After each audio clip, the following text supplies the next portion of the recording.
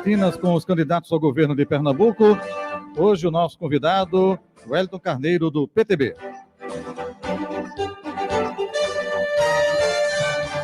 Lembrando que nos primeiros 30 minutos, estaremos trazendo temas como saúde, segurança pública, educação e cultura, infraestrutura, desenvolvimento econômico. E na segunda meia hora, política partidária, como foi acordado com a assessoria de comunicação. Nosso convidado de hoje, Wellington Carneiro, do PTB, advogado e pastor evangélico, tem 48 anos de idade, é natural de Garanhuns, no agreste pernambucano. Carneiro disputou sua primeira eleição em 2006, quando foi candidato a deputado federal e voltou a se candidatar em 2014 e em 2018, respectivamente. Em 2020 foi candidato a vice-prefeito do Recife, na chapa do coronel Alberto Feitosa, mas não obteve sucesso. Atualmente é presidente estadual do PTB e pré-candidato ao governo de Pernambuco.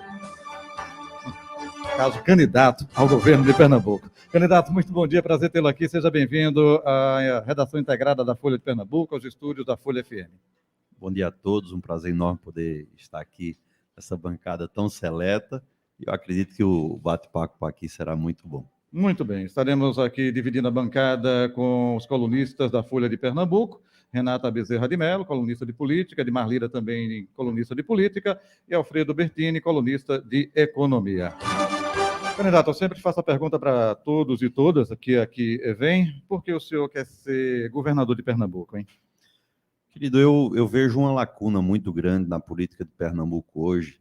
A gente vê que os que estão aí hoje se apresentando, embora ainda no momento de pré-campanha, passaram mais de um ano, nesse período de pré-campanha, e a gente via que não conseguiram convencer o eleitorado. Mesmo com um leque tão vasto, a gente via uma abertura muito grande, via que a quantidade de eleitores ainda indecisos, você veja até hoje, A gente está vendo aí algo consolidado, a quantidade de candidatos que nós temos hoje, e ainda 60% do eleitorado tem demonstrado as últimas pesquisas que ainda não tem um voto definido, Então, eu acredito que a gente consegue, nesse momento, elevar o debate, discutir, de fato, os problemas de Pernambuco, apontando as soluções, e a gente tem aí essa oportunidade de estar se apresentando ao nosso Estado. Eu conheço bem Pernambuco, tive o prazer de ainda, desde criança, rodar Pernambuco. Meu pai era do ramo da construção civil, e desde a tenra idade, desde os meus 4, 5 anos de idade, que eu tive a oportunidade de rodar o Estado inteiro. Então, a gente sabe das dificuldades de cada região, dos problemas de Pernambuco, e a gente sabe que dá para fazer.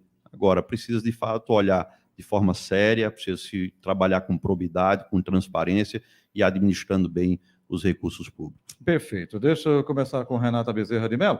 Renata, escolha um tema aí para você começar a fazer perguntas ao candidato Wellington Carneiro.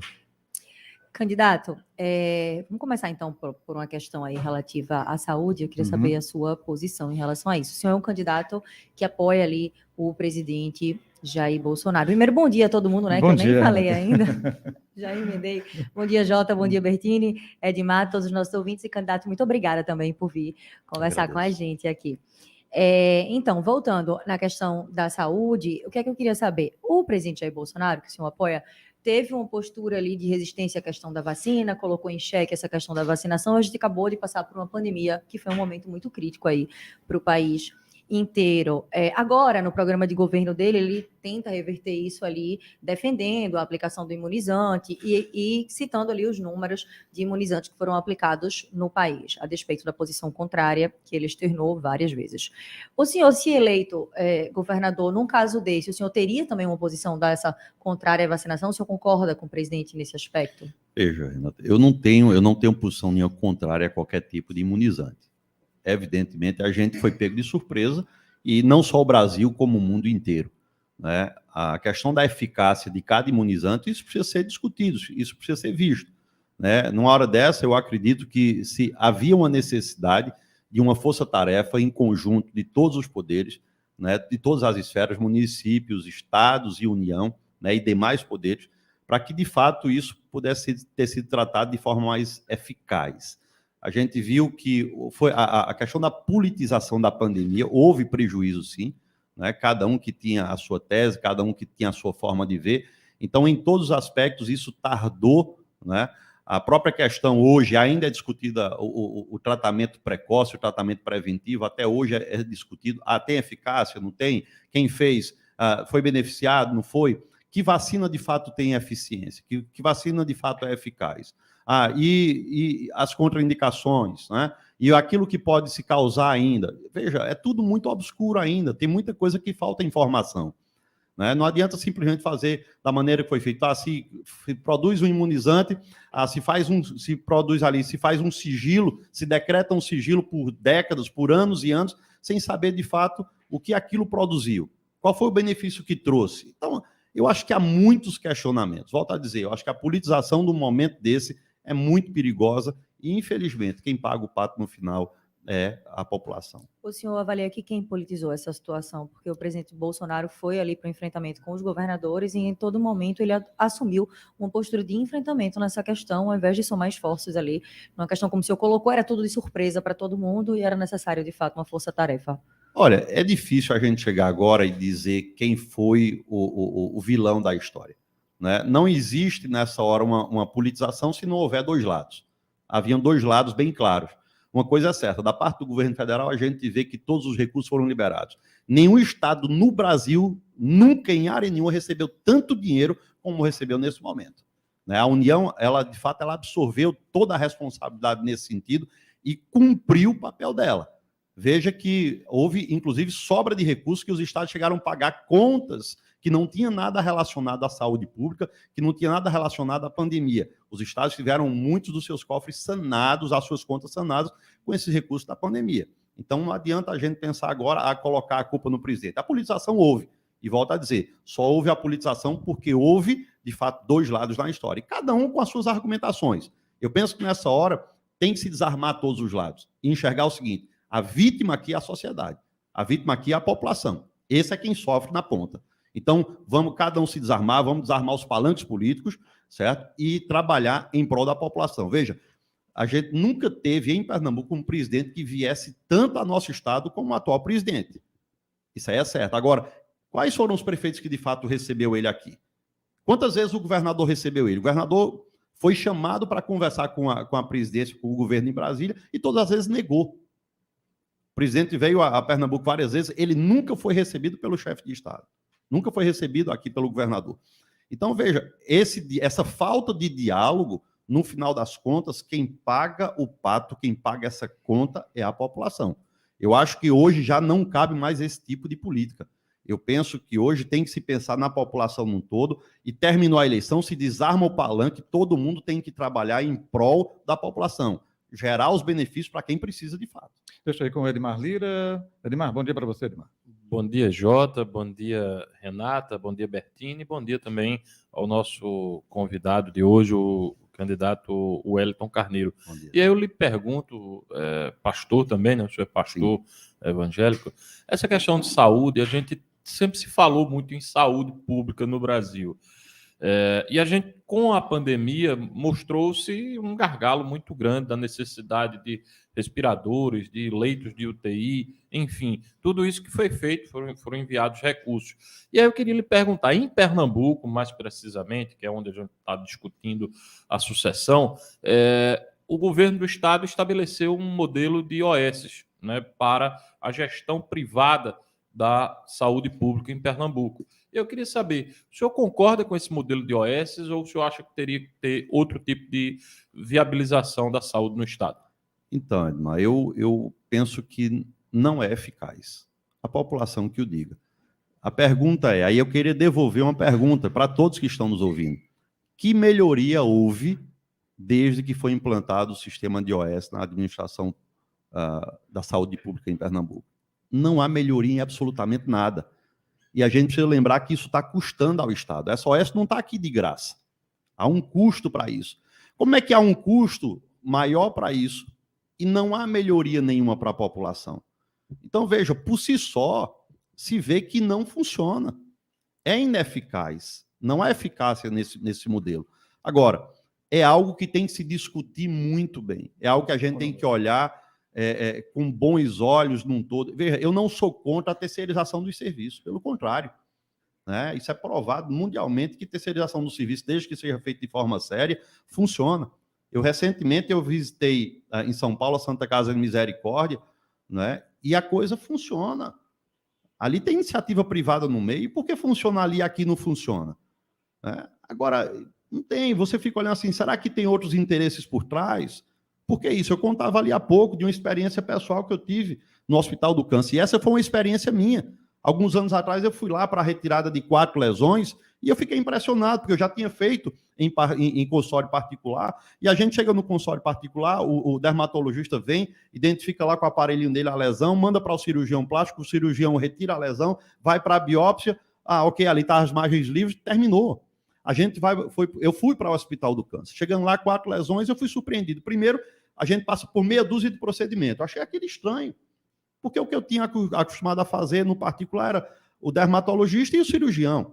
Aí vou para o Hospital do Câncer, meia dúzia de procedimentos. Quando eu chego no último médico para apontar, para dizer que vai para o cirurgião, ele olha para mim e diz assim, olha, eu quero lhe dizer logo aqui, lhe alertar aqui, as 4 lesões não serão possíveis retirar de uma vez.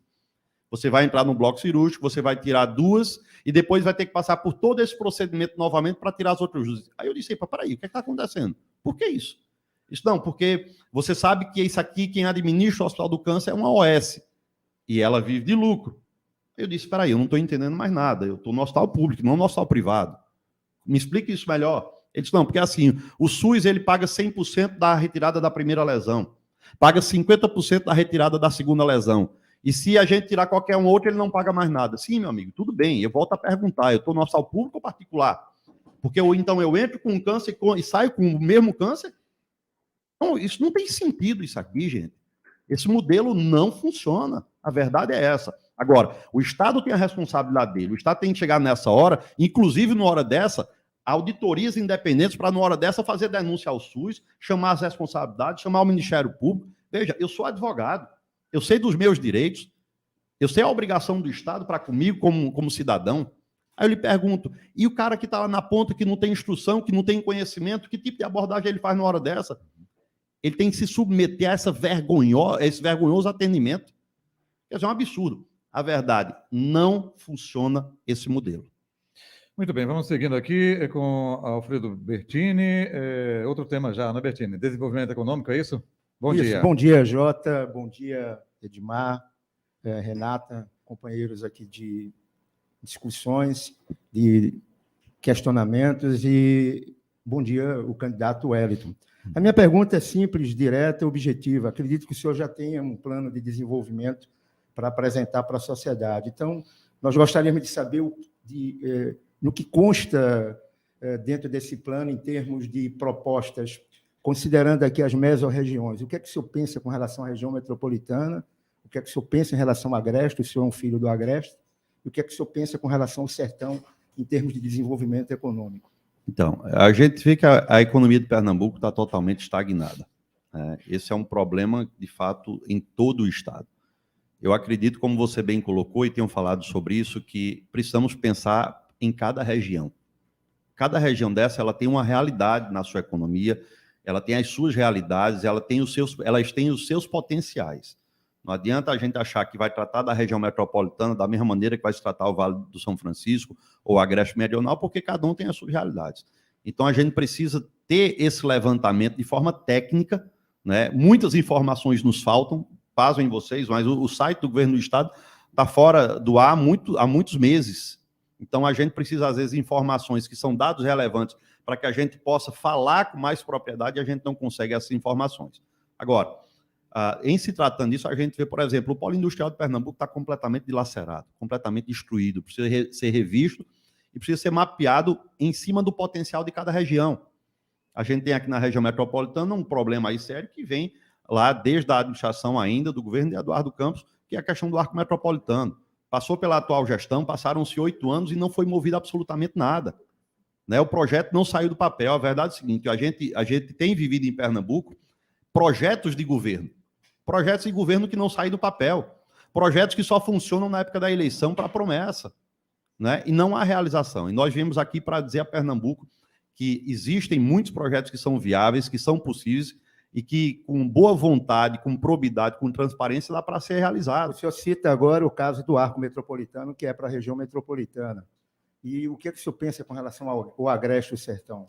Olha, eu penso que cada região dessa, ela tem o seu potencial, né? Se você for pegar, vou dizer, na minha região mesmo, você tem, a agricultura pode ser fomentada, desde a questão da agricultura familiar, como produção para escoamento. Você tem ali a bacia leiteira, que está concentrada muito na minha região, né? A bacia leiteira, ela vem sofrendo muito ao longo dos anos, inclusive com carga tributária. A gente precisa rever isso, a gente precisa sentar com os setores, conversar com essas pessoas, ver o que é que precisa. Não é arrochando o contribuinte que a gente vai movimentar a economia. Isso é provado que esse modelo não funciona, né? Veja que, nos últimos anos, aí o presidente Bolsonaro ele tem trabalhado nisso na questão da desoneração, da diminuição de impostos, e, contrariamente ao que muitos apontavam, a arrecadação tem crescido. Então, a gente entende que você desafoga, você desarrocha o contribuinte ele vai ter motivação para investir mais, e a gente vai fazer girar a economia, e não vai ter uma queda de arrecadação dessa maneira. Claro que isso tem que ser feito com estudos, tem que ser feito de maneira responsável, e tem que ser feito através de escalas. Isso não é da noite para o dia, não é a gente assume o governo hoje, amanhã dá uma canetada, zero imposto, ou diminui pela metade. Não, a coisa não é assim.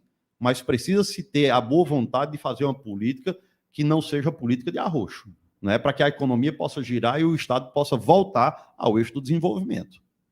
Renata Bezerra de Mello, quer continuar ainda em infraestrutura ou quer passar de tema? Fique à vontade. Vou aproveitar, então, esse tema e falar o seguinte. Eu já vi o senhor falando que a carga tributária é impraticável do Estado. E o candidato do governador esteve aqui e disse que ia reduzir o ICMS também, além do IPVA. Eu vi que Raquel Lira também emendou aí nessa proposta agora, também disse que vai reduzir o ICMS e o IPVA. Qual é a visão que o senhor tem em relação a essa questão da carga tributária que o senhor critica e o que aqui poderia ser feito nesse aspecto? Renata, a gente tem que fazer um estudo técnico e precisa se fazer de forma responsável, né? Agora, vamos lá. A gente tem que pensar logo em diminuir o custeio, antes dessa questão tributária, diminuir o custeio do Estado. O que é que se tem hoje? A gente tem um Estado completamente inchado. Eu abro meu plano de governo falando de uma reforma administrativa, enxugamento na máquina. Não existe investimento, é muito fácil chegar aqui e prometer que vai fazer hospital, que vai fazer escola, que vai fazer infraestrutura, que vai reformar a estrada. Sim, mas vai tirar dinheiro de onde? Vai ficar dependendo só do governo federal? O governo federal é um parceiro, não tenha dúvida. E eu acredito que os projetos, desde que apresentados de forma correta, vão ser liberados os recursos. Mas a gente precisa pensar em sanear as contas do Estado e fazer com que o Caixa do Estado tenha recursos para investimento. Como é que se faz isso? Reforma administrativa. Tem que acabar com essa cabide de emprego. Não se tem hoje o número exato de quantos cargos de confiança tem no Estado, e quando se passa para terceirizada, pior ainda, isso é uma caixa preta. Essas terceirizadas precisam ser auditadas. Aonde é que está esse povo todo? São milhares e milhares de pessoas sendo pagos por esse caminho e não se sabe onde essas pessoas estão prestando serviço e o que está se fazendo. Então, para desafogar o caixa do Estado, começa por aí. Vence, evidentemente, para uma reforma tributária. Não é algo simples de fazer. Eu sou advogado, eu milito na área tributária e não é simples. Veja a União, desde a redemocratização, desde a Constituinte, que se fala em reforma tributária no Brasil e até hoje nenhum governo conseguiu fazer. Não é simples.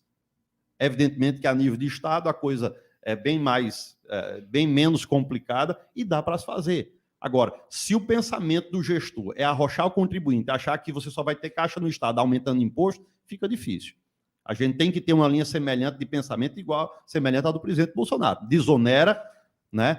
Para com esse arroxo todo, ok? E aí a gente faz a economia girar. Pernambuco é possível? É. Tanto é possível que os estados vizinhos estão fazendo, vêm fazendo, e as indústrias de Pernambuco estão correndo aqui para Paraíba, correndo para Alagoas. Quantas indústrias saíram daqui e foram para os estados vizinhos? Por quê? Porque o ICMS lá é 3, 4, 5, 6% abaixo de Pernambuco. Então, por que os estados vizinhos podem e Pernambuco não podem? Candidato, o senhor falou, só aproveitando para não perder o gancho, Jota, porque ele falou em máquina inchada, eu já vi o senhor falando em reduzir secretarias. Eu queria saber, o senhor falou em juntar, por exemplo, saúde e ação social, né? Então, a gente acabou de ter um caso de queda aí do teto da restauração, que é uma coisa séria. A saúde no estado tem problemas ali nos hospitais antigos, que precisam ali de um cuidado especial. Eu queria saber se sobre essa proposta de juntar saúde e ação social, o senhor manteve isso de pé e não seria um prejuízo, porque juntar e secretaria já implica em reduzir inclusive recursos, como o senhor disse, desonerar a máquina. Eu penso que isso é questão de gestão. O fato de você juntar, agrupar algumas secretarias, não quer dizer que os serviços vão faltar, ou que vão se tornar escassos, ou que vão se tornar escassos, ou que serão ineficientes. Eu penso que isso é questão de gestão. Se você tem as pessoas certas no local certo, e pessoas que têm vontade de fazer, independentemente do status de secretaria, o serviço vai ser prestado e a população vai ser beneficiada. Agora, uma coisa é certa, ou a gente enxuga a máquina, ou não sobra recurso para investimento. A questão da saúde é notória, né? Não há o que se discutir. A saúde em Pernambuco está um caos. A gente já falou aqui, tocou que esse modelo de OS para administrar os hospitais não funciona. A gente precisa rever. Eu dei aqui o exemplo que eu tive na Santa Casa de Misericórdia de São Paulo e vi um modelo que está funcionando muito bem e com muito menos recursos do que essas OS têm faturado aqui, né? Então, assim, agora, nem tudo a gente vai ter fórmula pronta. A gente vai ter equipe técnica, gente capacitada para apontar soluções. Algumas situações a gente está apontando um plano de governo, outras nós vamos apontar como ações de governo, porque o plano é muito mais abrangente, é aquele guarda-chuva e não trata situações pontuais, e a gente vai estar pronto para discutir isso. Agora, costumo dizer, não existe condão de varinha mágica, né? Ou pensa em diminuir o custeio, ou pensa em enxugar a máquina, ou não tem recurso em caixa para investimento, seja saúde, educação, infraestrutura, segurança, né, e tantos outros. Muito bem, vamos seguindo. Edmar Lira. Candidato, ainda nessa área de economia e infraestrutura, né, eu queria falar sobre o Brasil como um todo. Ele abandonou o modal ferroviário, como um meio de transporte de cargas, e com isso prejudicou o desenvolvimento do país. Pernambuco não é diferente. Pernambuco não tem uma linha que leve para escoar a produção do que acontece no interior do estado para a Suape. E aí eu queria saber do senhor, não só essa questão específica de ferrovias, mas também tivemos, ao longo desses últimos 4 anos, já no governo Bolsonaro, juntamente com o governo Paulo Câmara, a criação de alguns aeroportos regionais. Houve uma ampliação na oferta de aeroportos regionais, como o aeroporto de Caruaru, temos a possibilidade do aeroporto de Garanhuns, o de Petrolina, que foi privatizado recentemente, né? Serra Talhada também. Então, eu queria saber do senhor, no seu programa de governo, o que é que o senhor pensa para essa questão de infraestrutura do transporte, da logística como um todo, para melhorar a competitividade das empresas em Pernambuco? Edmar, eu penso que a eficiência, a eficácia desse tipo de serviço tem que, de fato, ser uma parceria público-privada, e a gente precisa chamar as empresas do setor para um diálogo. Não adianta você simplesmente disponibilizar o serviço de forma que a população não consiga custear, não consiga pagar. Não é simplesmente você ter lá, o que adianta? Você tem de disponibilizar um voo em Garanhuns, em Caruaru, em Serra Talhada, mas qual o custo disso? A população não consegue, às vezes, pagar o valor. Eu lembro que em 2014, eu ia para Petrolina, ia e voltava e pagava num voo 180, 200 reais. Hoje, a média de ida e volta para Petrolina está entre 600 e 800 reais. Se você for pegar na autoestação e pegar em cima do momento aí mais próximo do voo, você vai pagar 1.500, 2.000 reais. Quer dizer, é um absurdo. Qual é a justificativa que tem? Agora, lembrando lá que em 2014 nós tínhamos 2 companhias operando para o aeroporto de Petrolina, certo? Haviam aviões, aeronaves grandes, de grande porte, e hoje você tem aeronave de pequeno porte com uma única companhia operando. Então, isso precisa ser revisto. Tem alguma coisa que está errada aí. Se tinha aquele volume de passageiro na época lá e funcionava, por que deixou de funcionar? Eu não sei os motivos. Então, a gente tem que assumir, olhar, chamar as companhias e ver. E aí é aquela parceria que envolve a União, envolve o Estado e envolve o privado, né? A mesma coisa são os aeroportos regionais. Veja, a gente tem outras questões além do custo, né? Você gasta, em média, 3 horas de Garanhuns para aqui. Ok. Mas imagine que você tem que necessariamente chegar 1 hora antes no aeroporto para pegar um avião. Você tem um voo de mais 1 hora, né? E aí você desce do aeroporto, você tem que esperar um carro lhe buscar, ou você vai pegar um Uber, ou pegar um transporte público para chegar no seu destino. Então, isso tem que ser visto, isso tem que ser analisado. Tem demanda para isso? Funciona a coisa? Né? Não é simplesmente fazer a coisa de forma politiqueira, não é para dizer assim que fiz. Na vitrine se sai muito bem, Mas até onde há essa demanda? Até onde há a eficácia do Me serviço? permita uma Alfredo observação Bertini. que eu acho que é importante colocar, não só a aviação regional, ela é hoje determinada por aviões de pequeno porte no Brasil, então você tem estados maiores que Pernambuco, como Minas Gerais, São Paulo, Paraná, Rio Grande do Sul, que são cobertos por aviões de médio porte, como também em países como Estados Unidos, a Europa. Então, esse tipo de movimento é uma tendência mundial. Então, é só uma observação. Não, tranquilo. Entenda que importante. aqui eu não estou apontando aqui no sentido, eu não sou contrário a isso, não. O que eu estou dizendo é a questão de volume. Então, assim, se havia. Aumenta o número de voos. Então, claro. se havia uma demanda Claro, para que 2 companhias rodavam em aviões de grande porte, e hoje são aviões de pequeno porte que estão rodando com uma única companhia, a gente precisa saber o porquê. Veja, o que eu estou colocando aqui é custo. Eu, como usuário, e quem rodava nesse tempo, sabe o que é isso. Nós pagávamos até 2014 180, R$200, né? E a média era 250, 300, mas pegávamos voos desse valor e de volta para Petrolina. E hoje você não compra nada por menos de R$600. Se você comprar Porto Alegre amanhã, é 5 mil e de volta. Pois é. Então, um problema. Então, Tarifa hoje é um problema. e essa coisa precisa se ver. Existe uma agência reguladora, existe. Peraí, como é que é isso? Porque o que eu vejo é o seguinte: no final das contas, só quem paga é o usuário. Nós sofremos no nosso bolso. Né? Não existe pé de dinheiro que a gente planta no quintal e vai lá e busca na hora que precisa. O recurso é suado.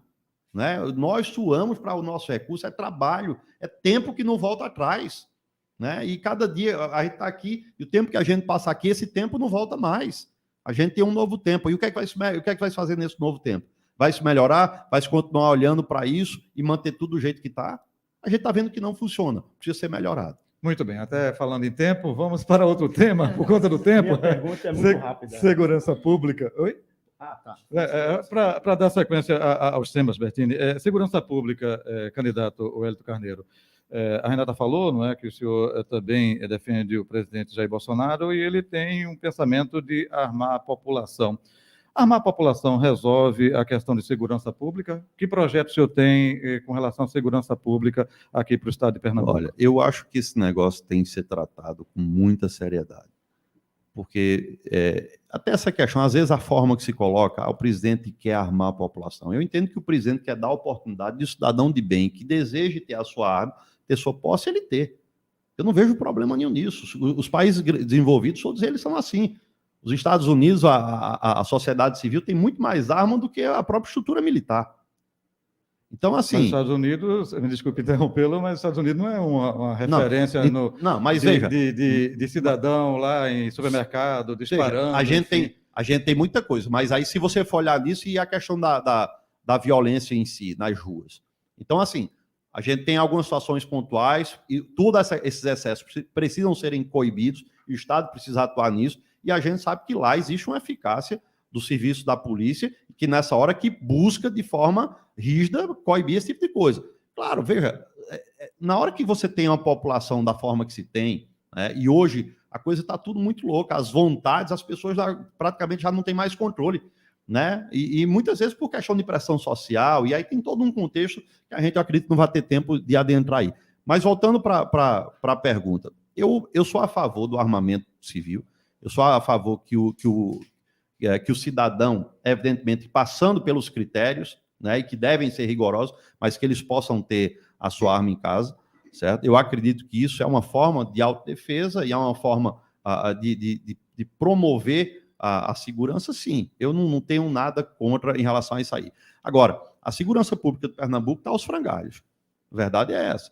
A gente tem um efetivo hoje menor do que o efetivo de 30 anos atrás. A gente tem os equipamentos, todo o aparato policial totalmente sucateado. Né? As polícias sem o seu devido valor.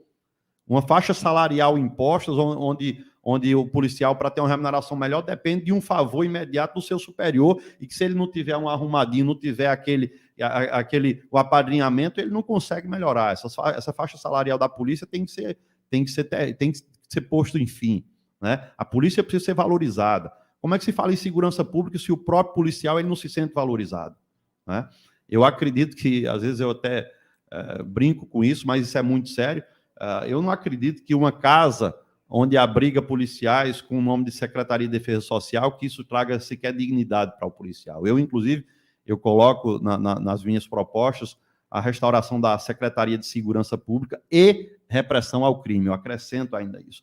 Eu penso que é uma coisa simples, inicialmente, mas que o próprio policial ele se sente dignificado com isso, porque ele vê uma casa onde fala em proteção, onde fala em repressão ao crime, onde fala em segurança pública. Embora a questão de segurança pública seja uma questão social, sim, mas ela precisa ser vista com seriedade. Está aí, a violência em Pernambuco só cresce. Né? Pernambuco hoje é tido proporcionalmente como o estado mais violento do Brasil. Em números de homicídios, é o terceiro no país. Né? Só perde para a Bahia e para o Rio de Janeiro. Agora, veja qual é a população do Rio de Janeiro, qual é a população do Pernambuco, qual é a população da Bahia, qual é a população do Pernambuco. E aí, quando você joga na proporcionalidade, você vê que Pernambuco é o estado mais violento do Brasil. E a gente não vê nada sendo feito para que esses números melhorem. A gente tem hoje tecnologia para usar ao nosso favor na questão de segurança pública. Qual é a tecnologia que a Polícia de Pernambuco usa? Qual a inteligência que a Polícia de Pernambuco tem? Que investimento o Estado tem feito nisso? Então, fica difícil cobrar do policial, cobrar das polícias uma segurança mais eficaz se eles não têm o aparato necessário. O Estado tem uma obrigação e precisa investir em segurança. E eu termino com isso aqui. No Fundo Nacional de Segurança, né, o Fundo de Segurança Nacional, o Pernambuco tem um dinheiro disponível para ele, algo em torno hoje de 100 milhões. A pergunta é, por que com toda essa insegurança que foi instalada em Pernambuco, o governo de Pernambuco não utiliza esse recurso?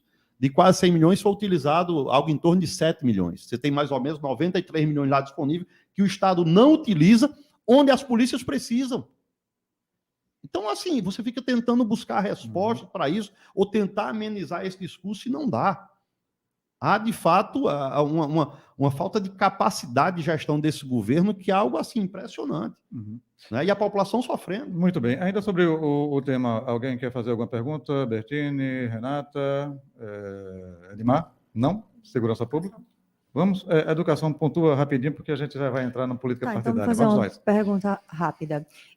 Como é que ficou no seu programa de governo a questão da Secretaria de Educação? Acho que o senhor tinha falado alguma coisa em relação a juntar também nessa redução que o senhor propõe, não sei se com cultura. Como é que ficou? E o outro ponto, que o senhor estava falando desses recursos por várias vezes que são disponibilizados pelo governo federal. Mas o governo Jair Bolsonaro fez um corte recentemente aí de mais de 3 bilhões no MEC, isso para atingir ali o teto de gastos, e é uma área que a educação é fundamental para o futuro do país. Como é que o senhor avalia esses cortes que atingiram ali diretamente o MEC e também como é que o senhor pensa essa redução?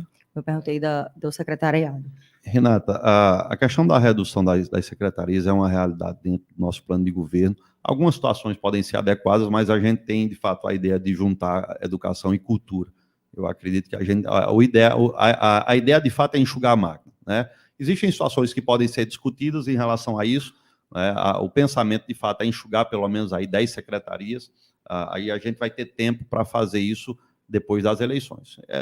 Chegando lá, a gente tem tempo para fazer isso, até porque isso não é uma coisa que se faz... Enxugar 10 ou para 10? Não, enxugar 10, né? Excluir aí entre 8 e 10 é o que está na nossa proposta, certo? Agora, eu vejo o seguinte, a questão de corte no orçamento não quer dizer necessariamente que é corte em recurso, né? São coisas distintas.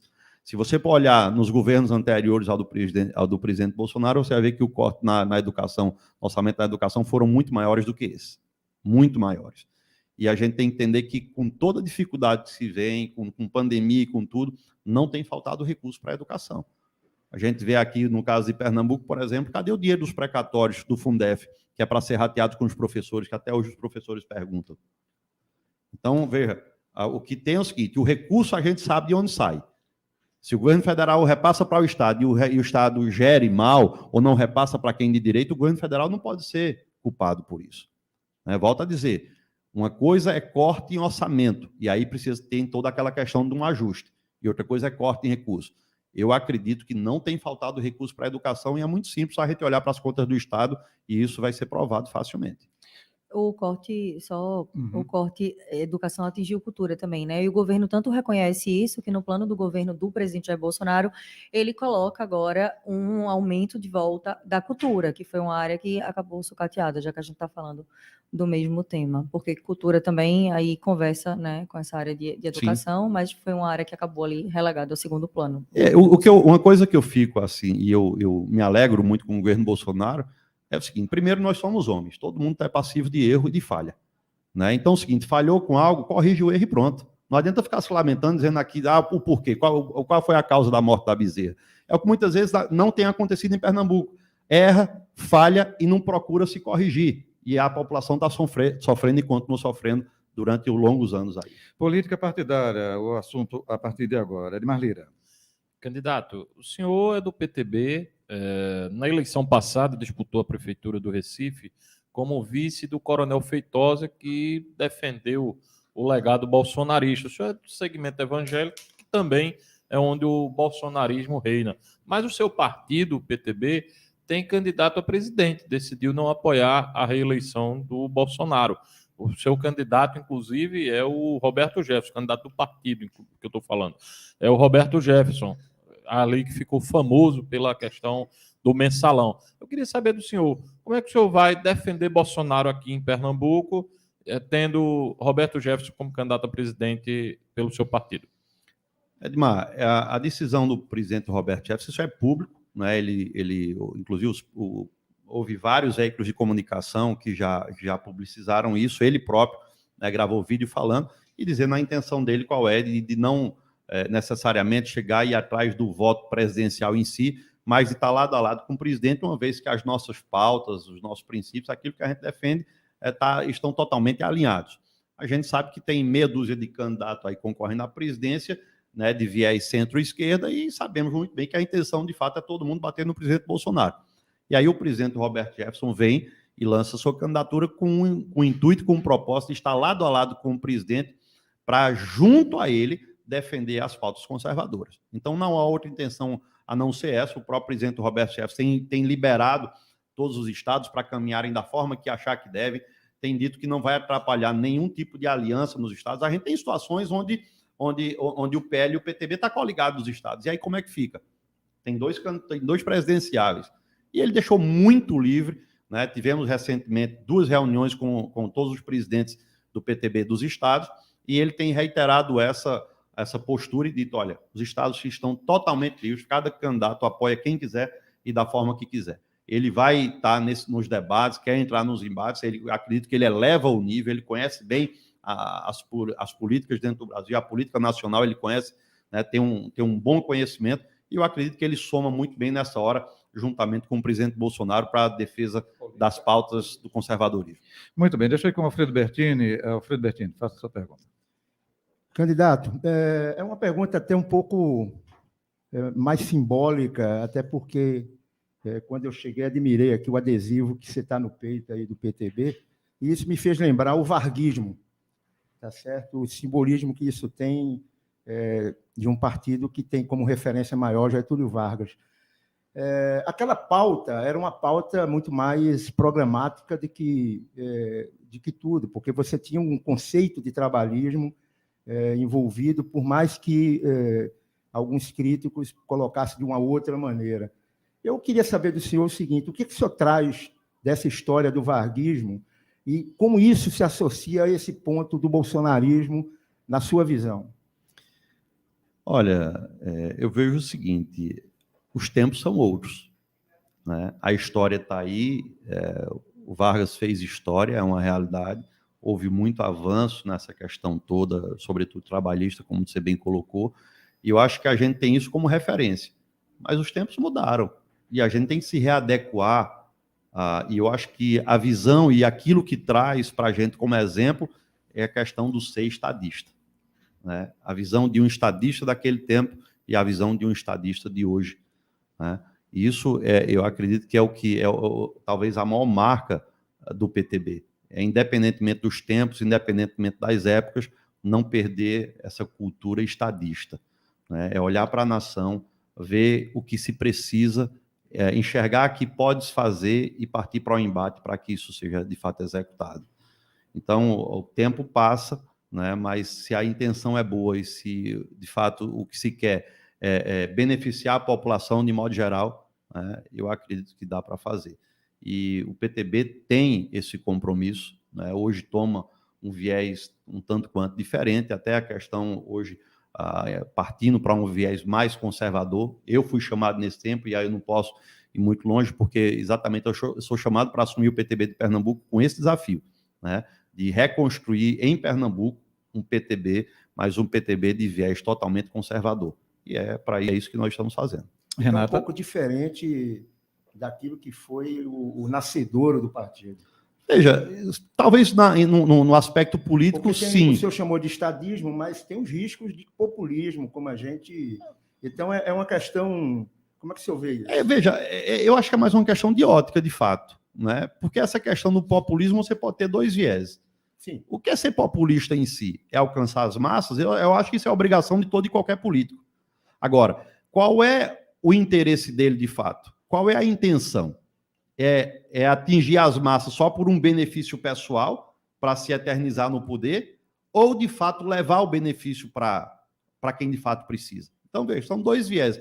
Hoje, a nossa ótica, de fato, é promover, né, o bem à população, independentemente de quem seja. Aqui a ideia não é promover um nome, não é levantar uma bandeira de um político, né, mas, de fato, de um Estado que possa beneficiar a população no todo. Renata?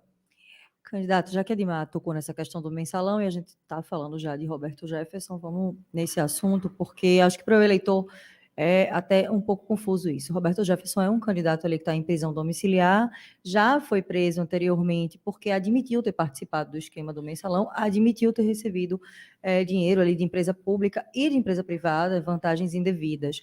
Como explicar isso para o eleitor? Eu acho que isso eu acho que isso é bem noticiado já, né? O eleitor, ele tem essas informações na mão. Eu acho que o presidente Roberto Jefferson, ele pagou pelos erros naquilo que de fato cometeu, e ao mesmo tempo ele foi um dos homens que talvez mais tenha beneficiado a nação nesse sentido, porque ele traz à tona um escândalo que envolvia dirigentes de partidos do país inteiro, né? E não era um partido ou dois, havia ali muitos partidos envolvidos, muitos medalhões da política, e a gente tem que ver que isso foi possível porque, de fato, ele fez a delação, né? Ele entregou toda essa turma. E a parte dele, ele cumpriu. Hoje, a questão da prisão domiciliar dele hoje é um crime que não está tipificado no ordenamento jurídico brasileiro, né? Crime de opinião não existe. Eu sou advogado. Então, até que algum colega me prove o contrário, ou de repente até vocês mesmos me mostrem, se tiver essa tipificação no Código Penal, eu desconheço, né? Então, assim, tanto é que está aí. Foi se sentado em cima do processo dele que estava no STF, agora se devolve para a primeira instância para começar o processo do zero. Alguém que está preso sem nenhuma condenação há 1 ano já, né? Se você olhar isso aí, corre de toda a regra jurídica do Brasil. Né? Bom, então, o ministro Alexandre de Moraes, só para o ouvinte entender, pediu essa prisão por questão de ataque às instituições democráticas no processo das milícias digitais. Né? O interessante é que o camarada vai hoje, mata um na rua, ou trafica, ou faz o que é, e ele vai para uma audiência de custódia e ali, depois de 10 minutos, meia hora, ele é liberado. Qual é a ameaça que o presidente Roberto Jefferson, de fato, faz ao país ou às instituições? Me perdoe, o excesso aí, né, o excesso do judiciário aí é latente. Muito bem. O senhor, me permita, Edmar, daqui a pouco eu te passo. O senhor falou agora há pouco que em alguns estados PL e PTB estão unidos. O que faltou para acontecer isso aqui em Pernambuco? O senhor procurou o candidato Anderson Ferreira, por que não dessa união? Até porque vocês dividem o bolsonarismo e também o segmento evangélico, hein? Veja, eu acho que a questão de uma disputa, sobretudo a nível de Estado, envolve muito mais questões. Né? Existem pontos em comuns, como você bem colocou, a questão da defesa do presidente Bolsonaro, a questão do nosso público, né, de modo geral, ou seja, eu sou pastor, ele se rotula evangélico, e eu não vou entrar nesse mérito, mas eu acho que aqui tem muito mais, envolve-se muito mais do que isso. Eu acho que é questão de gestão. Né? Eu acho que é questão de gestão. Eu tenho uma visão de gestão e ele tem outra. E nessa visão, a gente não casa. Eu fui procurado, eu sentei para conversar com todo mundo. Eu sou um cara que eu não tenho dificuldade nenhuma de sentar com quem quer que seja. Agora, na hora de firmar uma aliança, aí os meus critérios são mais rigorosos. É diferente. Sentar com alguém para conversar é a urbanidade, é a educação. Eu, graças a Deus, eu fui muito bem educado com os meus pais e eu não tenho dificuldade de sentar nem com aqueles que a gente está no outro extremo. Né? Eu fui procurar lá atrás com gente que pensa totalmente diferente de mim e eu sentei para conversar, ouvir, né? Falei aquilo que eu pensava. Eu acho que é uma questão de educação, é uma questão de urbanidade, não tenho dificuldade para isso. Agora, na hora de firmar aliança, aí, de fato, a gente tem que ver se os nossos propósitos, os nossos objetivos, eles são mais convergentes ou divergentes. Então, quando eu coloquei na balança e vi que mesmo sentando com a maioria dos que postulam aí hoje, eu vi que a gente tinha muito mais divergência do que convergência, eu vi o cenário, né, e avaliei que Pernambuco está pronto para o novo. Assim como aconteceu em Minas Gerais em 2018, né, entra Romeu Zema ali em Minas e desbanca, né, 2 medalhões da política ali, 2 lados onde se disputava ali historicamente em Minas. Eu acredito que da mesma forma que aconteceu em Minas Gerais, pode acontecer esse ano em Pernambuco, e nós estamos aqui para dizer que isso é possível. Edmar Lira. Candidato, o senhor, como já citei, o senhor vem de um segmento evangélico, segmento em que foi o lastro do bolsonarismo, né? A pauta de costumes, esse questionamento, essa defesa, por exemplo, da família, dos valores cristãos, que isso acabou alavancando o Bolsonaro na eleição de 2018 e, ao que tudo indica, até pela vinda do presidente aqui na Marcha para Jesus, né? O discurso da Michelle Bolsonaro, enfim, fica muito claro que há uma estratégia de fidelização desse eleitorado. Eu queria saber do senhor, essa pauta de costumes é determinante num processo eleitoral? O senhor acha que vai ser fundamental para recuperar a popularidade do presidente Bolsonaro? Edmar, nós temos 1/3 da população que se autodeclara cristã evangélica em Pernambuco. Então, é um público decisivo e a gente tem poder de fogo, sim, para decidir uma eleição. Eu acredito que eu tenho minhas restrições em relação a quando vem e se compara e se junta essas pautas, porque eu acho o seguinte, eu penso que o Estado não tinha nada que se envolver nas questões que se diz respeito à igreja, certo? O pessoal pergunta, mas pastor, a gente viveu a pandemia aí, e é exatamente nesse ponto, né? Eu vejo que o Estado ele não tem o direito de fazer o que fez, numa canetada só, mandar todo mundo fechar as portas. E aí alguém insiste para mim, diz assim, mas era uma pandemia, era algo novo. De fato, algo novo. Então, numa hora dessa, se você não sabe como agir, você chama o setor para conversar e junto procura resolver a situação, de que maneira pode se complementar nessa hora. Em todas as catástrofes no mundo inteiro, o principal braço dos estados, de modo geral, são as igrejas. Quando acontece qualquer tipo de catástrofe no mundo inteiro, a primeira instituição que chega junto para dar auxílio é a igreja. Muitas vezes, na maioria das vezes, até antes do Estado. E aí você chega num momento de pandemia, a primeira coisa que você faz é dar uma canetada e fechar os templos, deixar os sacerdotes em casa, e as pessoas que morreram por depressão, e as pessoas que cometeram suicídio, essas vidas não contam também? Então, assim, eu penso que a igreja, nesse momento, quem faz parte, quem de fato é cristão, vai olhar para isso, sabe? E o Estado, ele precisa assumir a responsabilidade dele quanto a isso. Como gestor, como governador de Estado, qualquer situação dessa nova, eu me sinto na obrigação de chamar os setores da sociedade para conversar. E não dar uma canetada, um lockdown completo, coloca todo mundo em casa e depois a gente vê como é que vai fazer. Não é assim as coisas. Eu penso que a igreja, eu penso que o terceiro setor, de modo geral, ele é um braço forte do Estado nessa hora. Ele tem que ser visto como parceiro e chamado para a mesa do diálogo. E não numa canetada fechar as portas e deixar que depois a gente vê como é que vai ser. Alfredo Bertini. Candidato, considere-me aqui um cidadão que respeita todas as religiões e cultua o que estabelece a Constituição de que temos um Estado laico. Mas eu não posso me omitir de fazer uma pergunta complementar ao que os meus colegas fizeram aqui e lhe indagar sobre uma questão, já que eu tive uma percepção muito boa, não é, de propostas da sua parte, e também agora um foco muito claro com relação à questão do olhar para a sociedade. Então, com base nisso, como é que o senhor imagina uma disputa agora polarizada entre 2 candidatos que estabelecem, aspas, uma guerra religiosa, quando os interesses e as questões principais que a população demanda num processo eleitoral como esse são completamente diferentes? Me permita até ser um pouco redundante aqui. Eu acho que essa pergunta, de certa forma, até já respondi. Porque eu entendo que o Estado ele tem que ser muito limitado naquilo que são as questões que envolvem a religiosidade em si, né? Eu acho que o Estado ele tem que funcionar nessa hora, quando houver conflito, até como mediador, mas não como determinante ou como aquele que tem a caneta na mão e faz funcionar. No mundo inteiro, os governos que são taxados como governos cristãos é onde existe mais liberdade de expressão, sobretudo na questão religiosa. A gente tem outras religiões que impedem, que coíbe, né, e que persegue o cristianismo. Mas hoje, no nosso tempo, você não vê um país que se declara cristão ou que há um governo cristão em que persegue outras religiões. A gente não vê isso nesse tempo. O governo cristão, ele de fato, ele respeita a liberdade religiosa. Agora, vamos entender o seguinte, o Estado é laico. Mas o que é o Estado? Ainda na escola, quando eu estudei, eu aprendi que o Estado é formado por 3 elementos: território, povo e governo. O território é matéria, aquilo que a gente pisa, que a gente está aqui, esse não se manifesta. O povo e o governo têm vontades. O povo e o governo têm alma, têm espírito, né? Então, assim, eu respeito o Estado laico no sentido que eu não vou taxar uma religião para Pernambuco. Seria me perdoe, uma idiotice. Mas eu sou cristão. E é aquele cristão que respeita a sua crença, respeita a sua religião e que nunca vai querer impor a minha ou a religião de outrem a quem quer que seja. Então, eu penso que o mais importante como governo é isso, é respeitar as manifestações, é respeitar a religiosidade de cada um, é respeitar a fé e a crença de cada um, ao ponto que essas crenças possam ser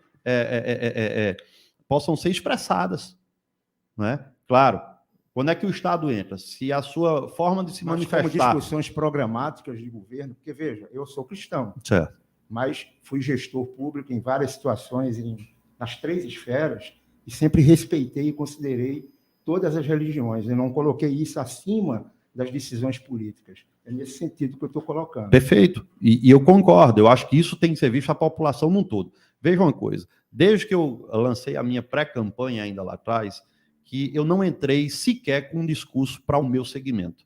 Ou seja, se você for olhar todas as minhas reportagens, você não vai ver nada tratando para o meu segmento.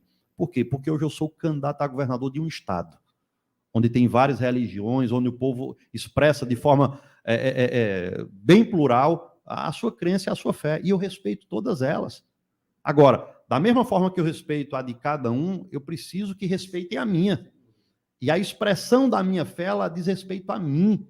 Ela interfere na minha salvação, ela interfere na minha comunhão com o meu Deus, com o meu Criador.